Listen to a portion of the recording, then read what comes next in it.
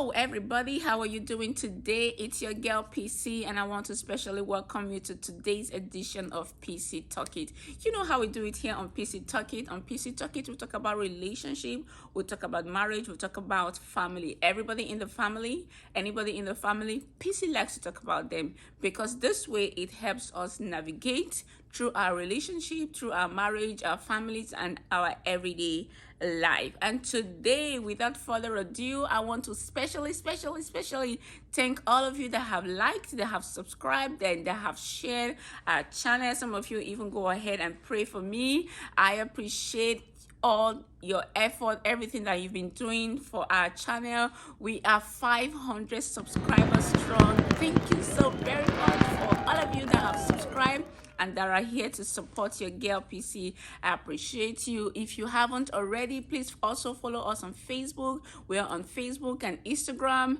On Facebook, every Saturday we go live on Facebook where we talk about relationship. We talk about everything. Actually, we talk about everything on Facebook Live, and we try to invite some guests to come on Facebook Live. People from every walks of life to come educate us in their specialties, doctors, lawyers, we have a psychologist, everybody, and other coaches to come help our viewers. So Facebook Live is a very interactive platform. You can ask your questions, we can answer you directly. That's why I love the Facebook Live. Subsequently, we'll start doing live on YouTube, but for now, let's gain momentum. But thank you for being here today.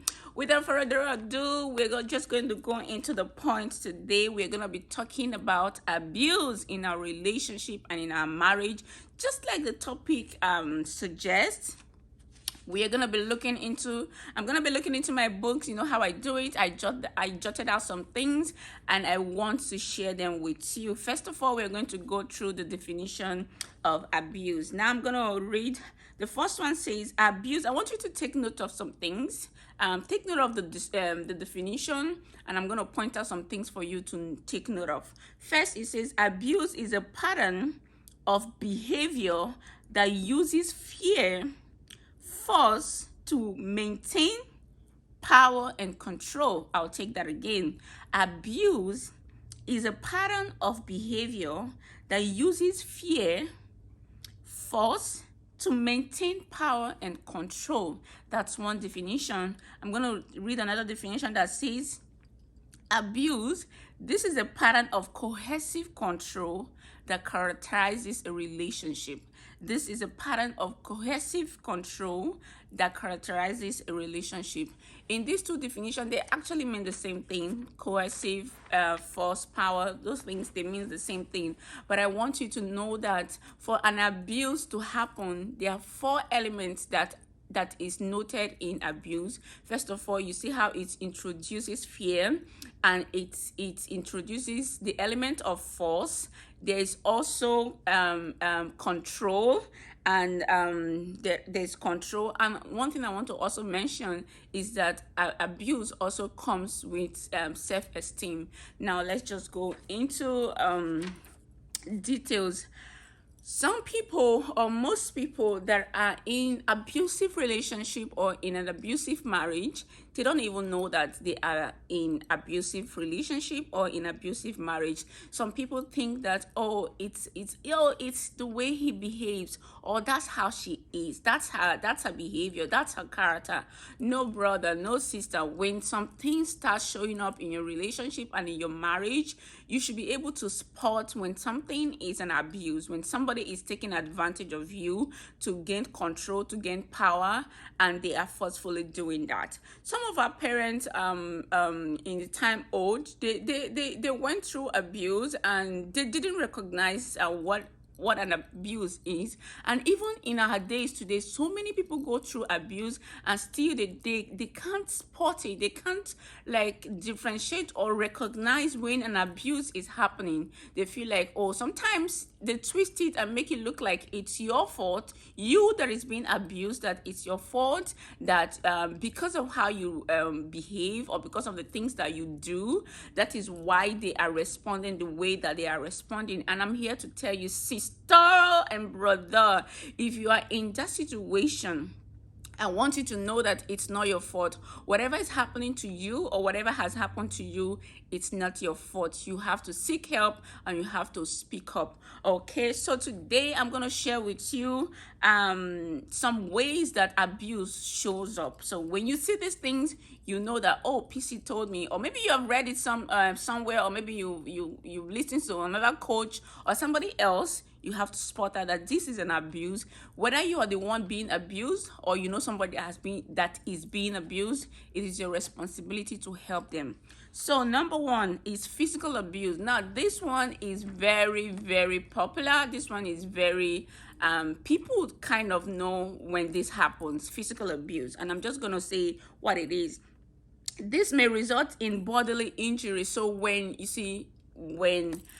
spouses or husbands or wives or partners, you see that they hit you, you see that they cause bodily injury to you, just by like roughly grabbing you from behind, or sometimes it can come in terms of choking you. Somebody is angry. Sister, don't let anybody tell you that it's because of what you did. No matter what you have done, nobody has the right to lay their hands on you. Nobody has the right. Some people don't even lay their hands on you. They spit at you, like they spit at you like in a disgusting way. So anything that causes bodily injury, anything that causes bodily harm is considered physical abuse. Just when somebody grabs your hands by force and it causes you pain, that could be an abuse, and that could be assault. So some things, and some of these things happen in our homes, some of these things happen in our marriages and our relationship, and we just shove them off the carpet. We think that, oh, it's because I got him angry. He usually doesn't do that. He just did that because he's angry. Sister, that's a red flag.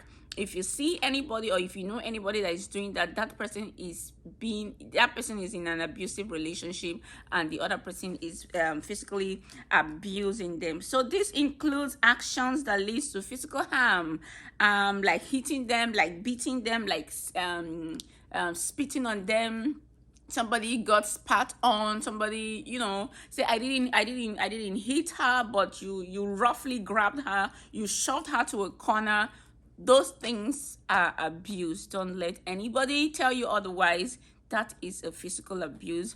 And you know what? That physical abuse has led to so many deaths, has led to so many things, even things like when you see people pour dangerous substances on their girlfriends, their boyfriends, their spouses, and their partners because something happened, they cheated or something like that. People are disfigured for so many reasons, or even as little as somebody driving so fast in the car, like you guys are having an argument and somebody tried to drive so fast to scare you or to cause an accident or things like that. That could be a physical abuse. So that is an abuse. Just in case you don't know, it's an abuse. Okay, number two form of abuse is sexual abuse. Sexual abuse, this comes in different forms and different shapes, and people don't take cognizance of sexual abuse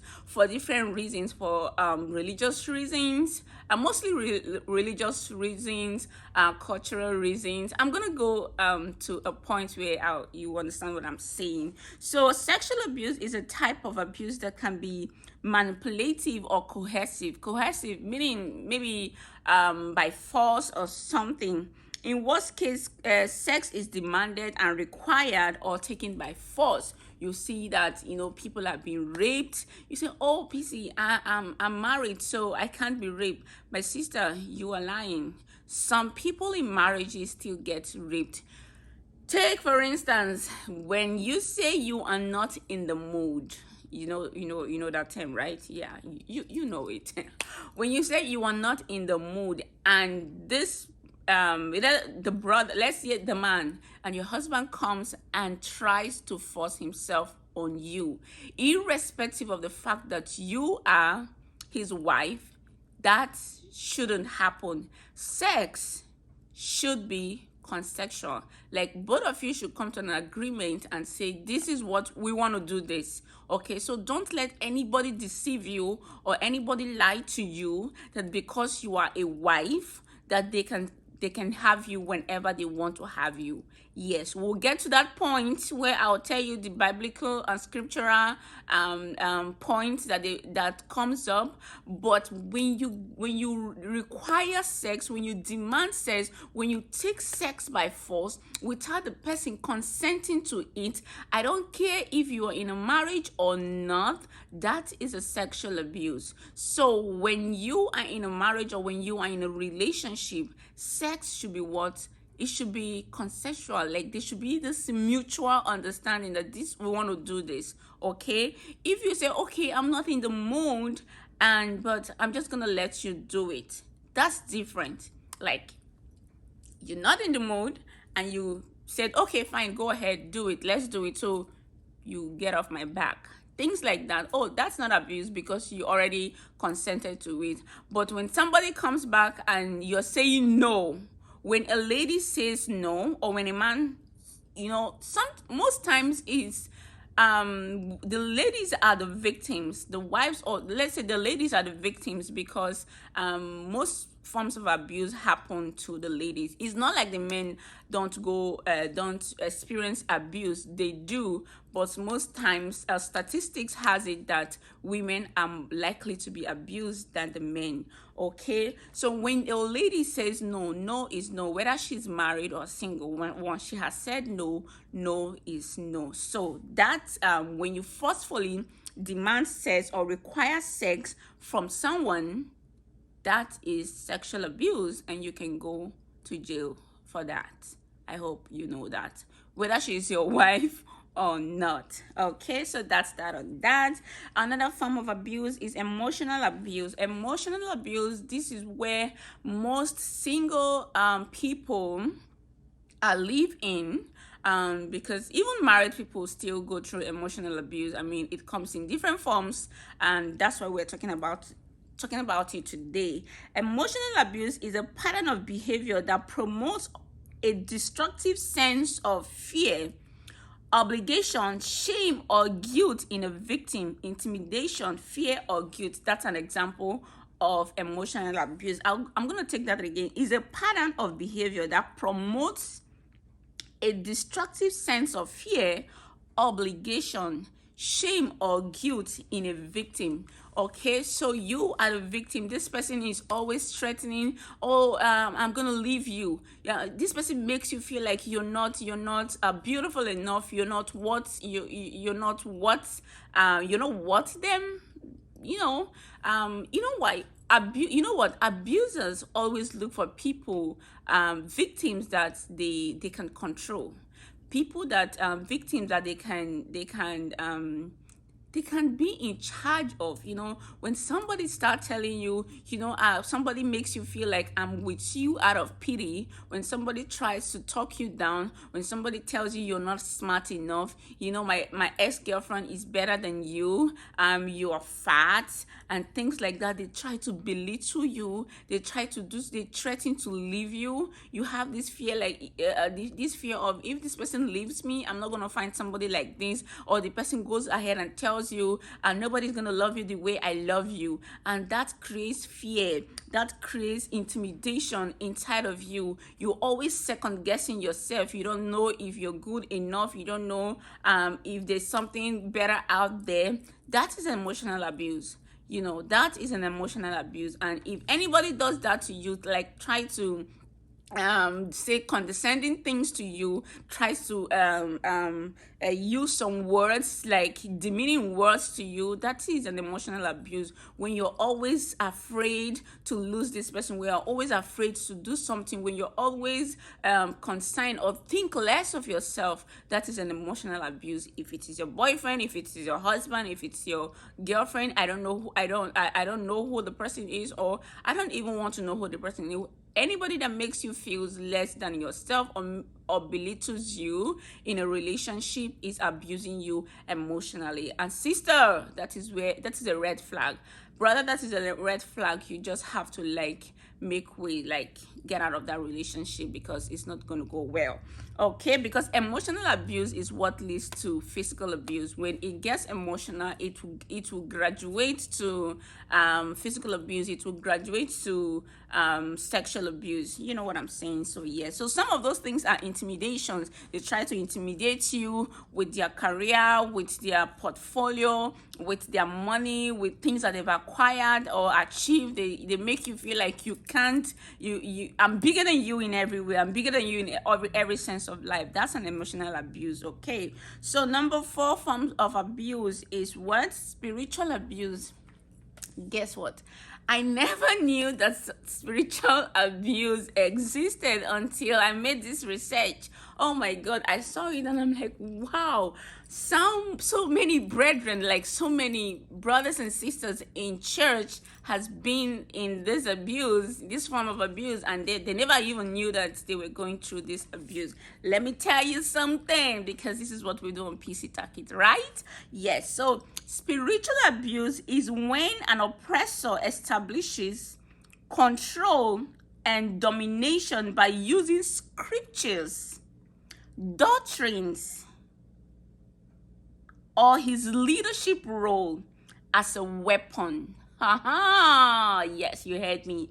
Let me take that again for you sisters and brothers in church. Spiritual abuse is when an oppressor establishes control and domination by using scriptures, that's the Bible, doctrine, or his leadership role as a weapon. So you see somebody tells you in the book of so let's say the book of Things versus Things, the Bible said women should be submissive, a wife be submissive to your husbands. Those kind of scriptures, you know what I'm saying? Those are what spiritual abuse. Or when somebody says, oh, I'm the pastor, you're not a pastor, you're a sister, so my rank is higher than yours. I am your mentor, I am your leader, so whatever I say is law. Things like that, it's a spiritual abuse. Yes, I never knew that. So this happens. Yes, it happens. There are statistics that this happens. You know, when examples of somebody praying over you. Let's say, for instance, a husband is praying over the wife, or the wife is praying over the husband. Let it not be like I'm using the men as an example today. Let's say the wife is praying for the husband, and you hear things like, the Bible said a man that cannot provide for his family is an infidel. You know, you're praying for this person and you're saying things like that.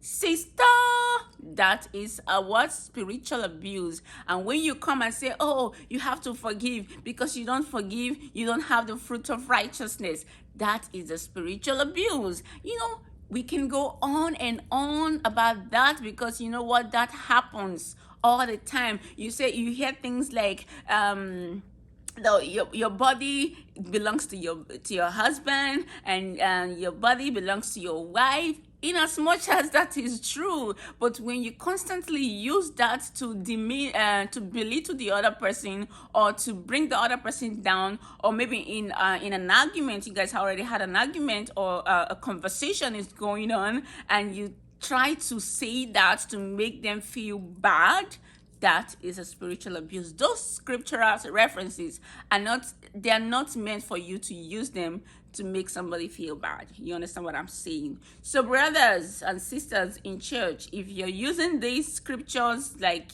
don't, no.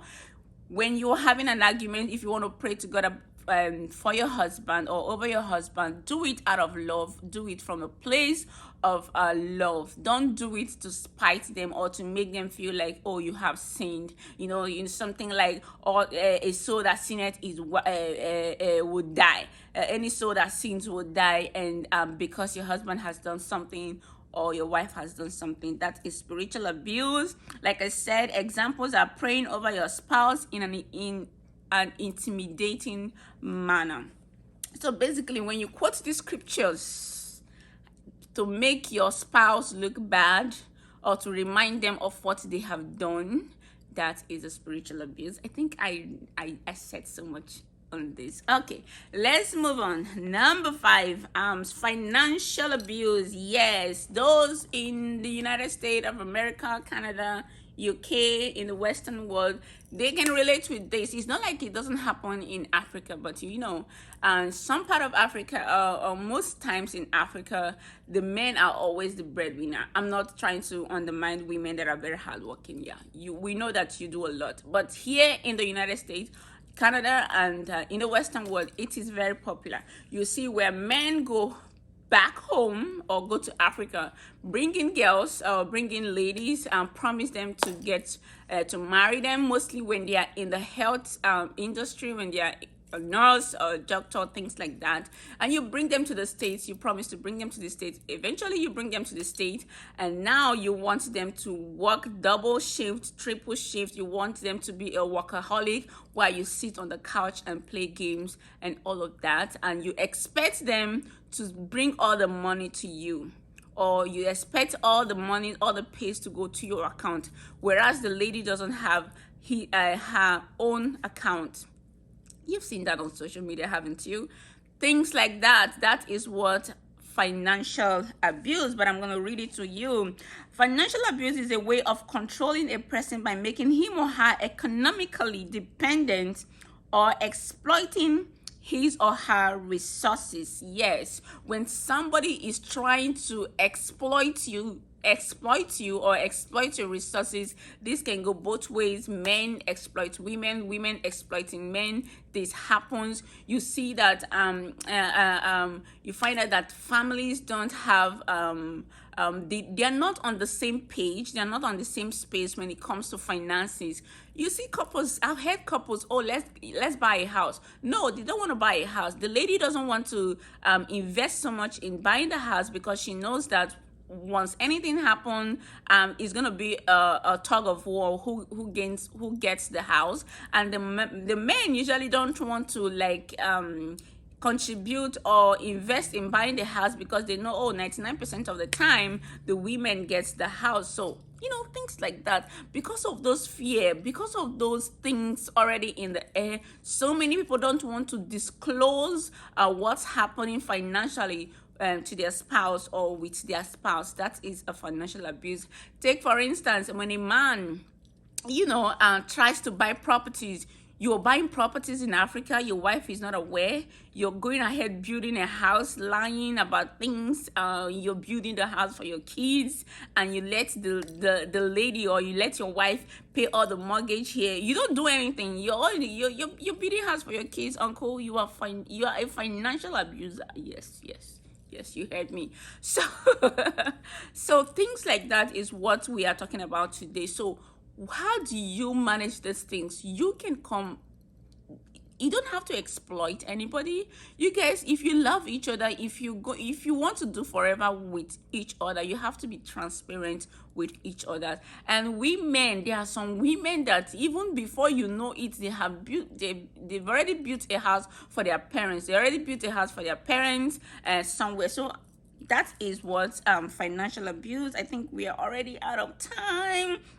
So let me just say this to you. Abuse is about maintaining control. For there to be an abuse, there has to be what? An abuser. You know what? God hates abuse. I think we're going to do a part 2 on this abuse, because I'm just going to list out the signs of abuse to you. They are being fearful. Some people are timid. When you start seeing that people are fearful, timid, withdrawn, isolated, they are secretive and angry, those people can just be going through abuse, whether physical, emotional, financial, spiritual, or sexual abuse. These people might just be going through abuse, and I want to let you know that God hates abuse. Okay, so if you've been abused in one way or the other, if you've gone through abuse, I want you to know that God hates it. It's not because of something that you have done. You haven't done anything for somebody to intimidate you, to control you, to undermine you. You didn't deserve it. God hates abuse, and you can see that in Genesis chapter 6 verse 13. Matthew 18 verse 6 and Psalms 11 verse 5. For the time's sake, you can go ahead and read and study those scriptures for yourself. I'll take it again. Genesis chapter 6 verse 13, Matthew 18 verse 6 and Psalms 11 verse 5. If you read those scriptures, you will know that God hates abuse.